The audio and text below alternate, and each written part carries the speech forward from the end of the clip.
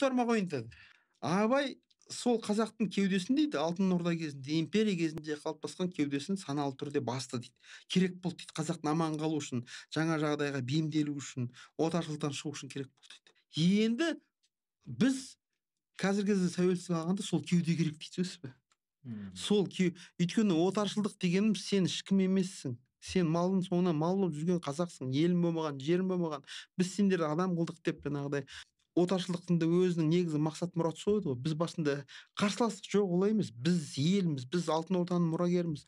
Қаншама Кенесарының көтерілісі, Сырым Датұлының, Исатай Тайманұлының, иә, Талас Омарбеков, Мәмбет Қойгелдиев жаңағы тарихшылардың айтуынша Тәует үкіметі орнағаннан кейін де 380 көтеріліс болған екен. Соның ақыры қазақты басып жаныштап отырды империя. Ақыры қазақтың сағын сындырған бұл 1931 жылы бірінші малын тартып алды қазақтың. Ал мал кеткеннен кейін жаны кетеді. Мал жан аман деді ғой қазақ. Жаны әлсіреді қазақтың. Мал кеткеннен кейін жаны сақтай алмай қалды, сөйтіп қырылды. 1931 жылғы аштықта қазақ қынадай қырылған кезде қазақ тізерледі да сөйтіп отаршылдыққа толықтай көнді ғой.